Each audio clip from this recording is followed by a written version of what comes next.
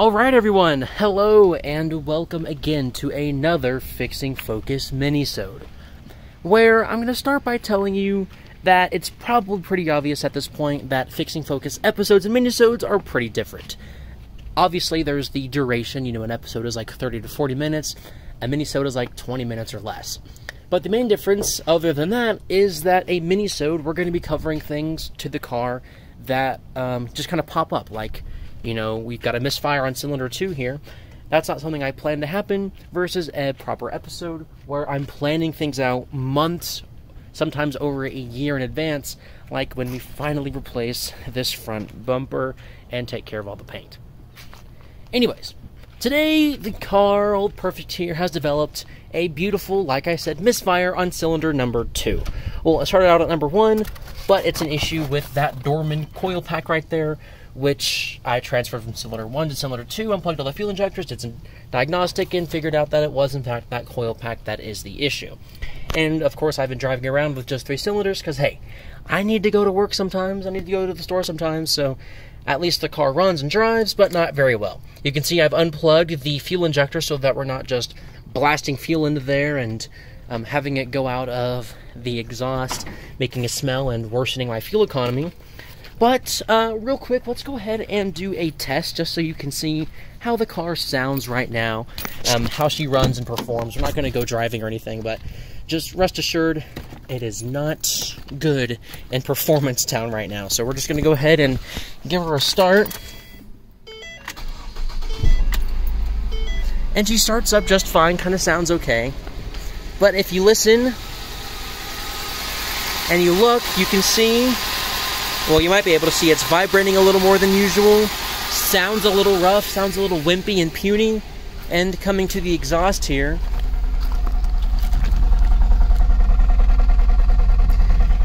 you can hear that it's like a not steady thing.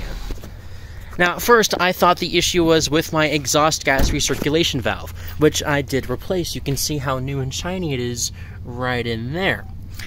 Because, of course, that's a common issue on cars as they get older. The EGR valve gets stuck closed. It basically acts like a closed vacuum or something, and it can cause sound like that. Whatever. Wasn't the issue, but it did clear my check engine light, so it must have been on its way out.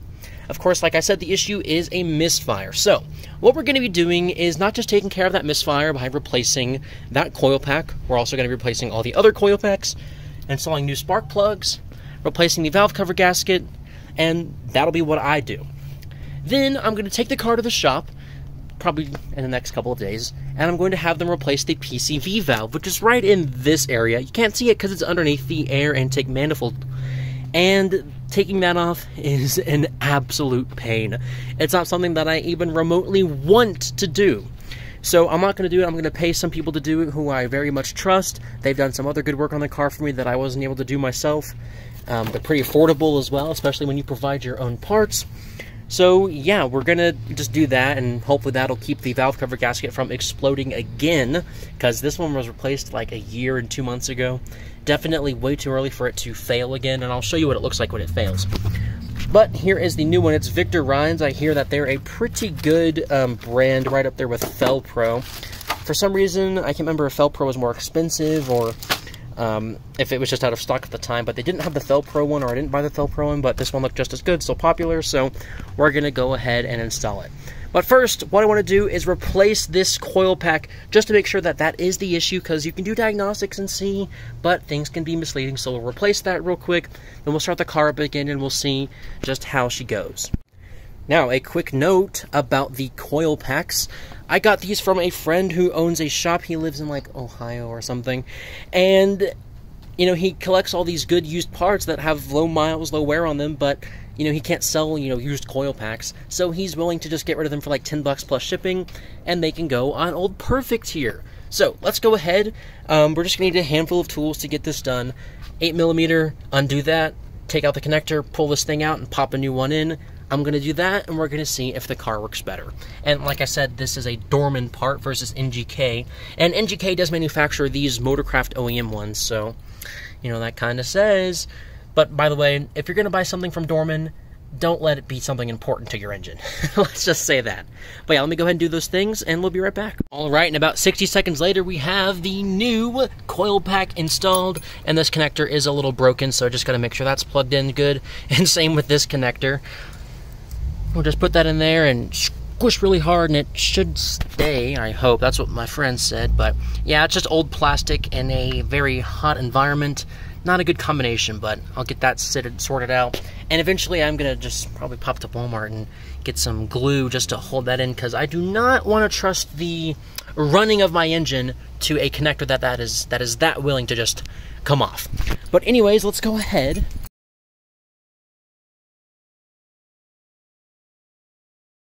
So again, that is such a relief that the coil pack was our one issue, but of course there are some more less pertinent issues. For example, our spark plugs. All 4 of them are totally nasty. I cannot believe some of them make spark.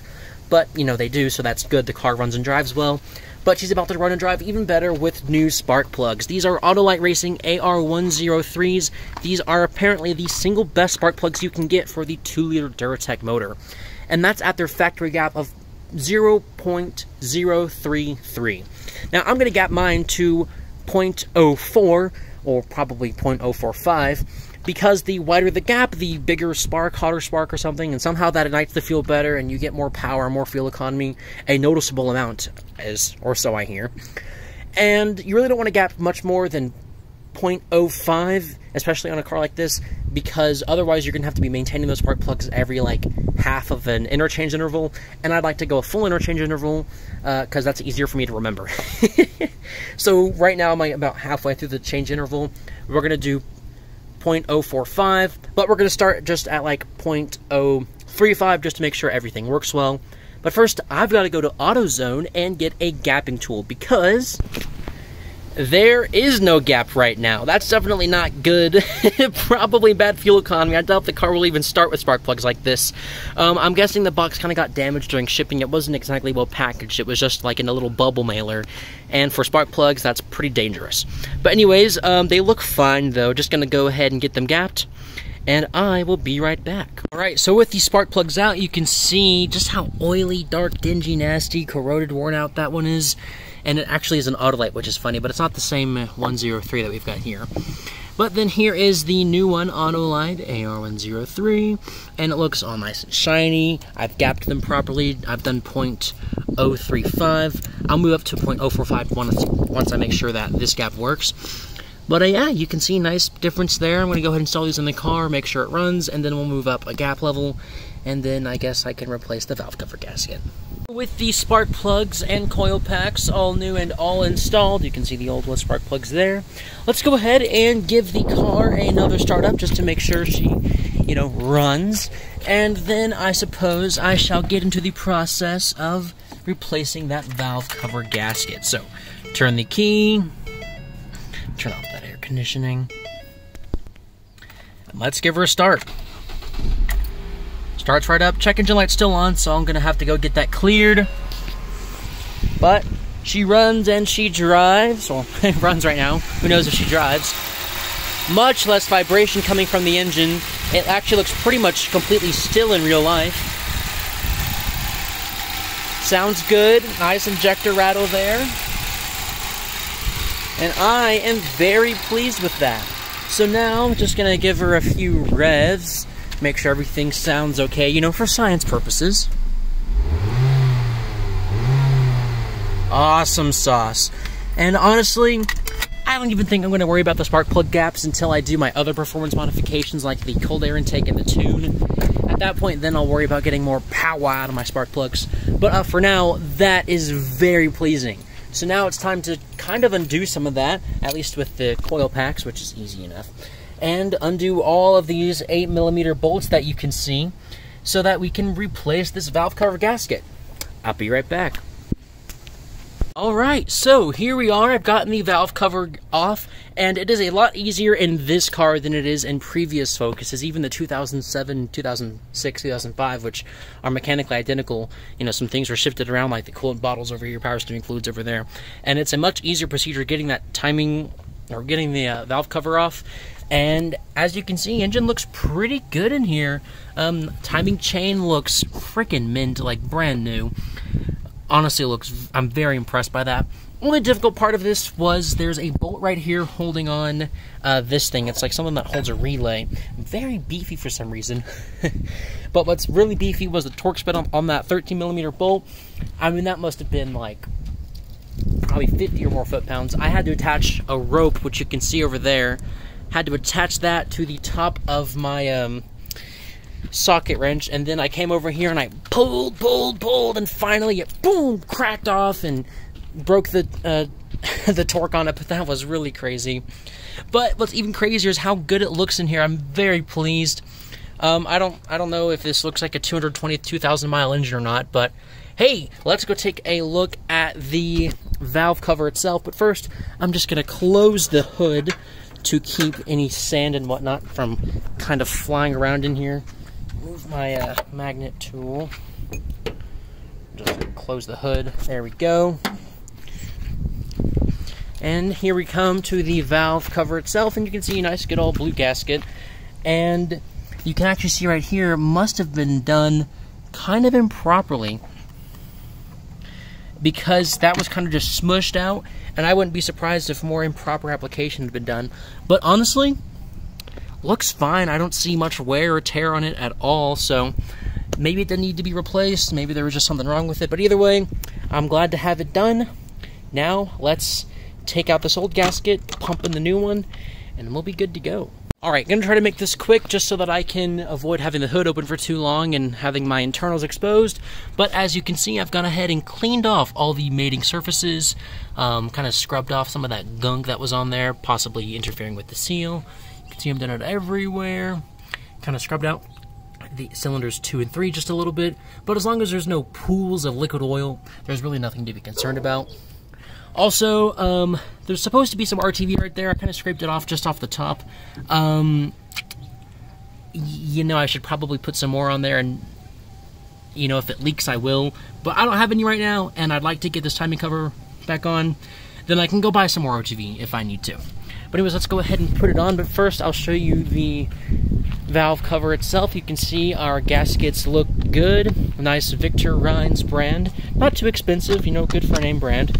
They went in really easily. Just had to make sure I had it the correct orientation. And one thing to show you, I went ahead and threaded in all of the bolts just a little bit so that they wouldn't come out during the removal and installation of this, and so that I don't have to keep track of them.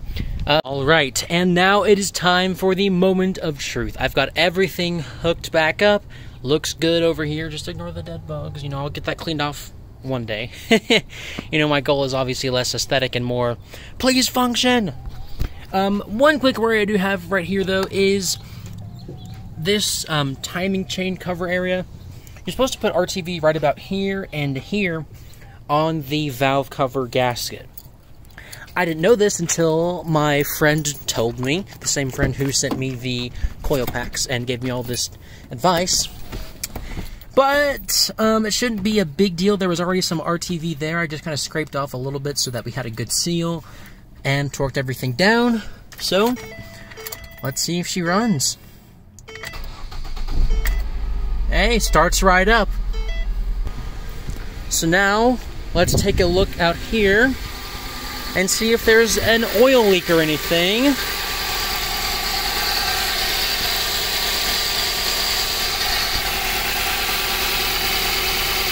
And you know what? I sure don't see anything, so let's give her a couple of revs just to maybe excite the oil, I guess.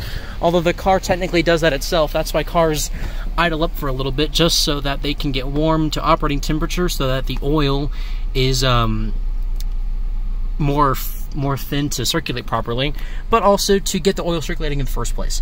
Let's go ahead and...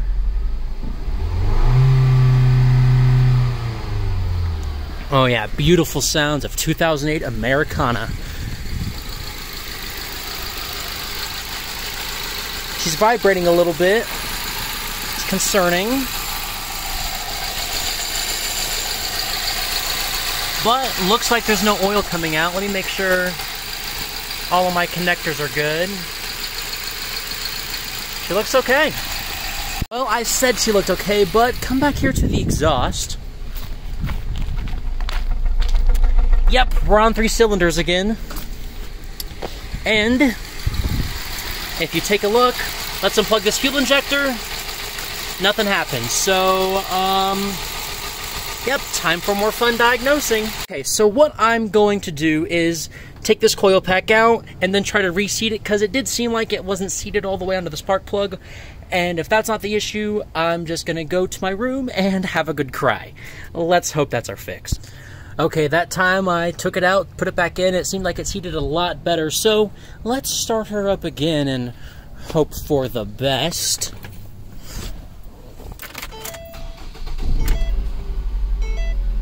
Doesn't sound great.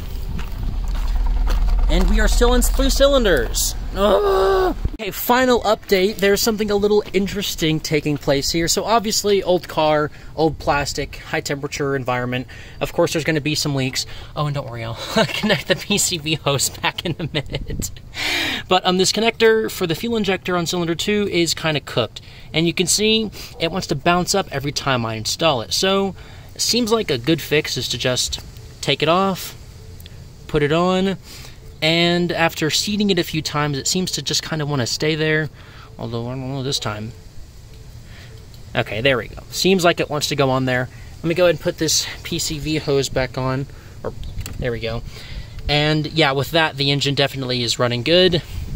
And then we're going to go for a test drive and see how she performs. Okay, so I've got the PCV hose all connected there and there. And honestly, my PCV valve is probably just fine, but I still want to get it replaced, still want to get the air manifold intake gasket, or air intake manifold gasket replaced, just to make sure that's all good. I've gone ahead and done some zip tie treatment to the fuel injector on cylinder 2 and the coil pack over here on cylinder 3.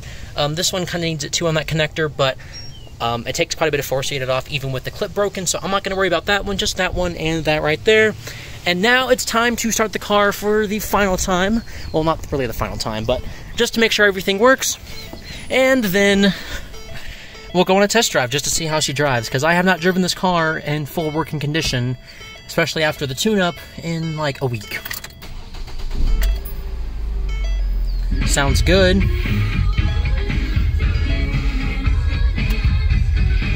Okay, hope I don't get copyright strike for that. Let's turn on the air conditioning real quick just to see if the car stumbles. Exa-freaking-lent. That's what I like to see in here. And then back here, sounds good. So let's go for a test drive. All right, so I just drove about 10 or so miles to Walmart and back, got us some groceries, and I can tell you right here, right now, that old girl has never driven better than this. At least in the time that I've owned her. Those new spark plugs, the Autolite Racing ones, definitely do have a 5 wheel horsepower gain over others. And once I get them gapped a little better, which I'll probably do after work tomorrow, maybe, we'll see. But I'm hoping for a little bit more power and better fuel economy from those once I get them gapped a little more. But yeah, she is just absolutely flying now. Feels like a new car.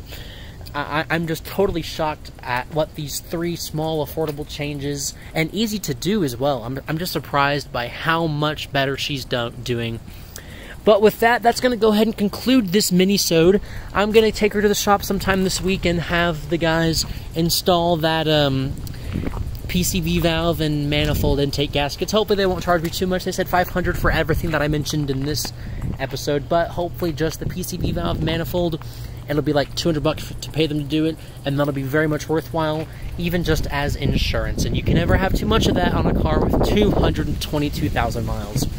But yeah, again, that's going to be the end of this mini-sode. Thank you all so much for watching. I apologize about the wind. I think that's Earth telling me to go inside and say goodbye until the next time. Bye-bye.